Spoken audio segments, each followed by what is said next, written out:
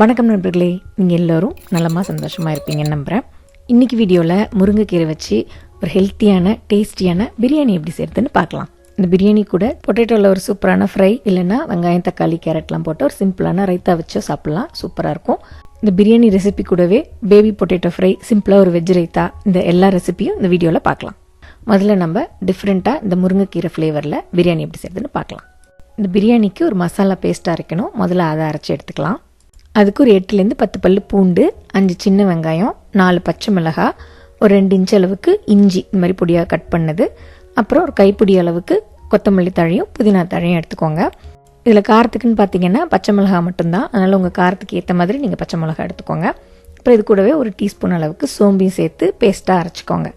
Paste பார்த்திங்கன்னா ரொம்ப நைஸாக இருக்கணும்னு அவசியம் இல்லை, கொஞ்சம் திப்பி திப்பியாக அந்த மாதிரி இருந்தால் நல்லாயிருக்கும். நீங்கள் பல்ஸ் மோடில் கூட அரைச்சி எடுத்துக்கலாம்.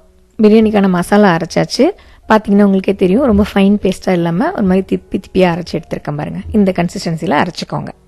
அடுத்து குக்கரில் 3 டேபிள் ஸ்பூன் எண்ணெய் இல்லைன்னா நெய் கூட நீங்கள் சேர்த்துக்கலாம். சூடு பண்ணிவிட்டு பிரியாணிக்கு தாளிக்கிற அந்த ஹோல் கரம் மசாலாவை தாளிச்சிக்கோங்க. என்னென்னு பார்த்தீங்கன்னா பிரியாணி இலை 2 துண்டு பட்டை, 2 ஏலக்காய், 4 கிராம்பு, 2 மராட்டி மொக்கு, கொஞ்சோண்டு கல்பாசி, இது எல்லாத்தையும் போட்டு தாளிச்சிக்கோங்க. அடுத்து மீடியம் சைஸ் வெங்காயம் 2 இந்த மாதிரி நீட்டு வாக்கில் நறுக்கிட்டு சேர்த்துக்கோங்க. இதை நல்லா கண்ணாடி பதம் வர அளவுக்கு வதக்கிக்கோங்க. வெங்காயம் இந்த அளவுக்கு வதங்கினதுக்கப்புறம் இது கூட நம்ம அரைச்சி வச்சுருந்த இந்த பேஸ்ட்டை சேர்த்து அது நல்லா பச்சை வாசனை போகிற அளவுக்கு வதக்கி விட்டுருங்க. மசாலா பச்சை வாசனை போக வதங்கினதுக்கப்புறம் இது கூட ஒரு பெரிய தக்காளி, நல்லா பழுத்த தக்காளியாக சேர்த்துக்கோங்க. மீடியம் சைஸ் தக்காளின்னு நீங்கள் 2 கூட சேர்த்துக்கலாம். தக்காளி சேர்த்துட்டு இதையும் நல்லா குழஞ்சி வர அளவுக்கு வதக்கிக்கோங்க. தக்காளி கொஞ்சம் சீக்கிரம் வதங்கிறதுக்கு இது கூட ஒரு டீஸ்பூன் உப்பு சேர்த்துக்கிறேன். தக்காளி நல்லா இந்த அளவுக்கு வதங்கினதுக்கப்புறம் இதில் 1/2 டீஸ்பூன் அளவுக்கு மஞ்சத்தூள், 1 டீஸ்பூன் கரம் மசாலா பவுடர், அப்புறம் 1/4 கப் அளவுக்கு தயிர், இது எல்லாத்தையும் சேர்த்து நல்லா மிக்ஸ் பண்ணி விட்டுருங்க. தயிர் ரொம்ப புளிப்பு இல்லாத தயிராக சேர்த்துக்கோங்க. இந்த மசாலா எல்லாம் நல்லா சேர்த்து வதக்கி விட்டாச்சு. அடுத்து இது கூட பட்டாணி இல்லைனா லிம்மா பீன், பட்டர் பீன், இது மாதிரி எது வேணால் சேர்த்துக்கலாம். நான் ஒரு 1/2 கப் அளவுக்கு லிம்மா பீன் சேர்க்குறேன்.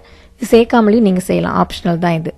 இந்த பீனை சேர்த்து கொஞ்சம் கலந்து விட்டதுக்கப்புறம் நம்ம முருங்கீரை சேர்த்துக்கலாம். இப்போது 1.5லேருந்து 2 கப் அளவுக்கு முருங்கீரை சேர்த்துக்கலாம். நான் 1.5 கப் அளவுக்கு கீரை தான் சேர்த்துருக்கேன். நல்லா க்ளீன் பண்ணி கழுவிட்டு இந்த மசாலாவோட சேர்த்து நல்லா அந்த முருங்கீரையை கொஞ்சம் வதக்கி விட்டுருங்க. மற்ற கீரை விட முருங்கீரை வேகிறதுக்கு கொஞ்சம் டைம் எடுக்கும், அதனால் ஒரு 30 to 40 செகண்ட்ஸ் இந்த மாதிரி வதக்கிக்கிறது நல்லது. கீரை இந்த அளவுக்கு வதக்கி விட்டதுக்கப்புறம் நம்ம இப்போ அரிசி சேர்த்துக்கலாம். நான் பாஸ்மதி ரைஸ் தான் யூஸ் பண்ணியிருக்கேன். 2 கப் அளவுக்கு பாஸ்மதி ரைஸை நல்லா கழுவிட்டு ஒரு 20 நிமிஷம் ஊற வச்சுருந்தேன். அதை தான் இப்போ இதில் சேர்க்குறேன். நீங்கள் உங்களுக்கு விருப்பமான எந்த அரிசி வேணாலும் இதில் சேர்த்துக்கலாம். பச்சரிசி இல்லைனா புழுங்கல் அரிசி, ப்ரௌன் ரைஸ், இந்த மாதிரி எது வேணாலும் சேர்க்கலாம். அரிசி சேர்த்து நல்லா அந்த மசாலாவோட கலந்து விட்டதுக்கப்புறம் பிரியாணிக்கு தேவையான அளவு தண்ணியை சேர்த்துக்கலாம்.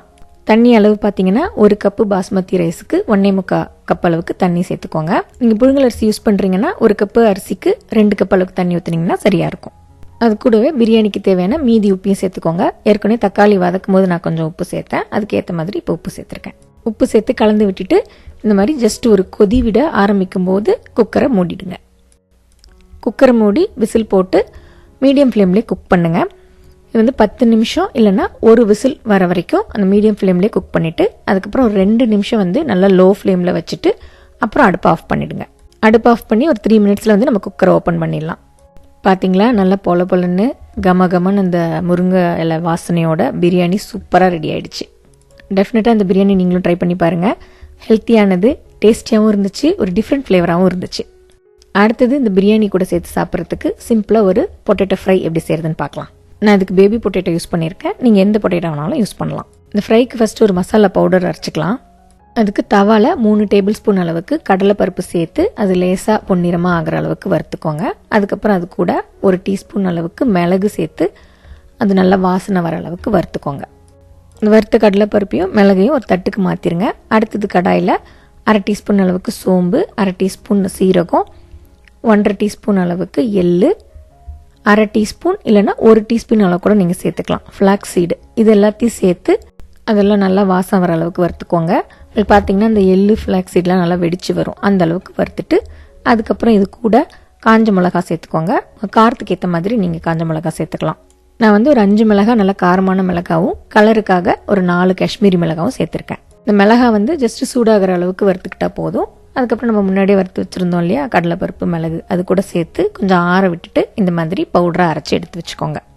இந்த பவுடரை நீங்கள் கொஞ்சம் நிறைய குவான்டிட்டியில் அரைச்சி ஸ்டோர் பண்ணி வச்சுக்கலாம். அந்த மாதிரி ஸ்டோர் பண்ணி வச்சுக்கிட்டிங்கன்னா எப்போ இந்த மாதிரி ஃப்ரை பண்ணுறீங்களோ இல்லைன்னா வெண்டைக்காய், கத்திரிக்காய் அந்த மாதிரி பொரியல்லாம் பண்ணிங்களோ இந்த பொடியை வந்து மேலே தூவி விட்டு இறக்கலாம். டேஸ்ட்டு சூப்பராக இருக்கும்.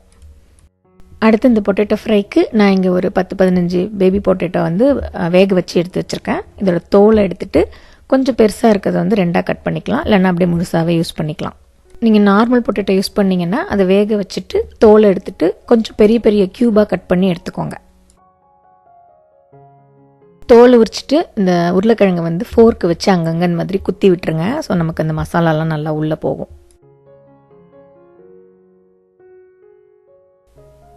உருளைக்கிழங்கெல்லாம் உரிச்சு ரெடியாக எடுத்து வச்சாச்சு. அடுத்தது கடாயில் 3 டீஸ்பூன் அளவுக்கு எண்ணெய் சூடு பண்ணிவிட்டு 1/2 டீஸ்பூன் சீரகம் போட்டு தாளிச்சிக்கோங்க.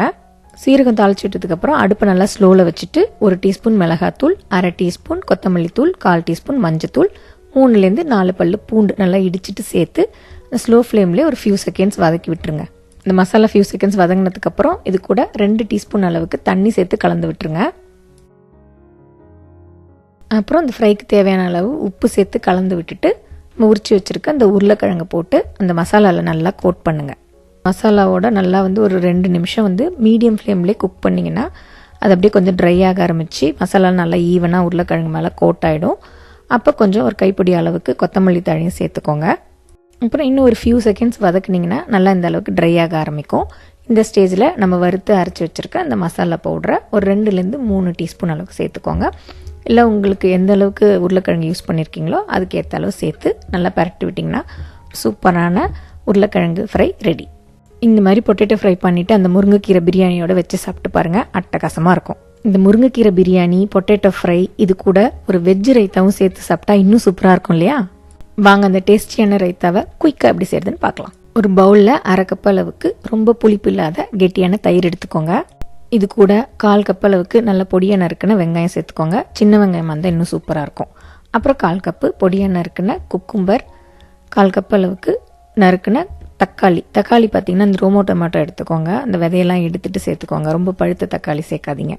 அப்புறம் 1/4 கப் அளவுக்கு துருவின கேரட், ஒரு கைப்பிடி அளவுக்கு நல்லா பொடியாக நறுக்குன கொத்தமல்லி தழை, இது எல்லாத்தையும் சேர்த்துக்கோங்க. அடுத்து இது கூட கொஞ்சம் ஸ்பைசஸ்லாம் ஆட் பண்ண போகிறோம். அது என்னென்னு பார்த்தீங்கன்னா 1/4 டீஸ்பூன் அளவுக்கு Kashmiri red chilli powder, 1/4 teaspoon chaat masala, 1/4 teaspoon cumin powder, இது 3த்தையும் இது கூட சேர்த்துக்கோங்க. அப்புறம் ரைத்தாக்கு தேவையான அளவு உப்பு, இது எல்லாத்தையும் சேர்த்து நல்லா கலந்து விட்டிங்கன்னா அவ்வளோதாங்க, நமக்கு தேவையான வெஜ் ரைத்தா ரெடி. ரொம்ப ஈஸி, டேஸ்ட்டாகவும் இருக்கும். இது நீங்கள் தனியாகவே சாப்பிட்லாம், ஹெல்த்தியானதும் கூட. முருங்கைக்கீரை பிரியாணி, பொட்டேட்டோ ஃப்ரை, இந்த ரைத்தா, இந்த 3 காம்பினேஷனையும் வச்சு சாப்பிட்டு பாருங்கள், அவ்வளோ சூப்பராக இருக்கும். என்ன நண்பர்களே, நீங்கள் இன்றைக்கி வீடியோவில் பார்த்த இந்த காம்போ டிஃப்ரெண்ட்டாகவும் கொஞ்சம் இன்ட்ரெஸ்டிங்காகவும் இருந்துச்சா? அப்படின்னா நீங்களும் இதை ட்ரை பண்ணி பார்த்துட்டு உங்களுக்கு எப்படி பிடிச்சிருந்தது என்னென்னு உங்கள் கமெண்ட்ஸை கமெண்ட் செக்ஷனில் கொடுங்க. அப்படியே இந்த வீடியோ பிடிச்சிருந்தா ஒரு லைக் போட்டுட்டு உங்கள் ஃப்ரெண்ட்ஸ்க்கும் ஷேர் பண்ணுங்கள். ஒருவேளை வீடியோ பிடிக்கலன்னா தம்ஸ் டவுன் பட்டனும் இருக்குது, அதை கூட கிளிக் பண்ணலாம். இன்னொரு வீடியோவில் பார்க்கலாம்.